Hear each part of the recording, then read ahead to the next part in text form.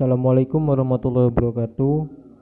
Perkenalkan, nama saya Irfan Jauhari, NPM 19120111121. Podcast ini sebagai tugas saya untuk memenuhi nilai UTS saya.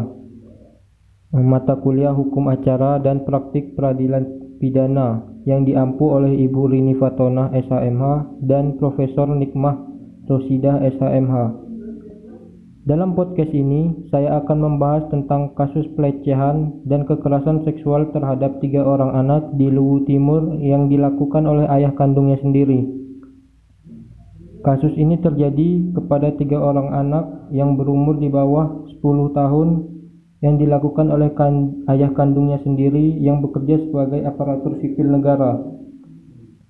Kasus tindak pidana ini terjadi pada tahun 2019.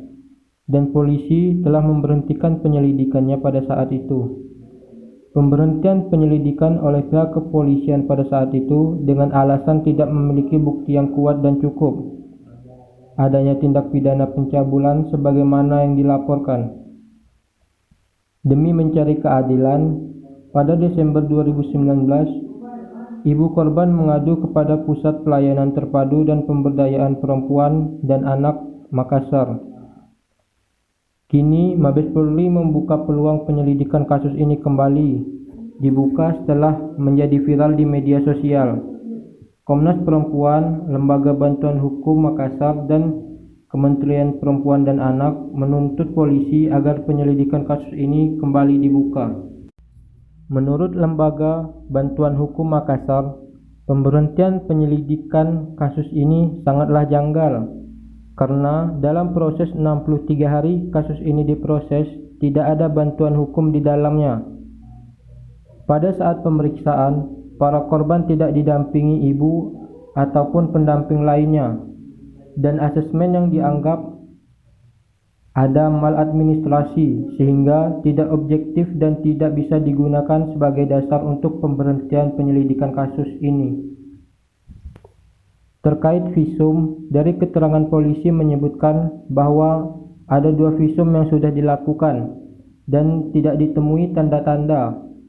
Tetapi dari keterangan dokter yang berbeda ketika sang ibu mengambil rujukan untuk berobat, ada kerusakan di daerah vagina dan dubur korban.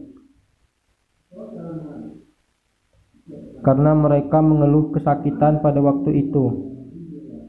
Hal ini dianggap janggal dan menjadi alasan yang cukup kuat untuk kasus ini segera dibuka kembali. Pihak kepolisian menyebutkan kasus ini dapat dibuka kembali apabila terdapat bukti-bukti baru. Pihak Lembaga Bantuan Hukum Makassar menyatakan telah memiliki bukti-bukti yang baru dan dokumen-dokumen yang menjadi acuan yang dianggap sebagai bukti untuk diajukan sebagai penyelidikan. Sudah kami ajukan ke Polda Sulawesi Selatan pada saat gelar perkara pada Maret 2020 lalu. Dokumen dan buktinya diantaranya yakni laporan psikologis, foto-foto dan video, keterangan dokter yang terbaru dari dokter yang berbeda yang di dalamnya ada diagnosis dari dokter yang menangani. Cerita anak dari yang menjadi korban menyatakan bahwa ada orang lain juga yang menjadi pelaku pemerkosaan. Fakta bahwa ada 2 orang lain tersebut tidak terlibat ini baru terungkap pada saat keluarnya asesmen psikolog anak di Makassar.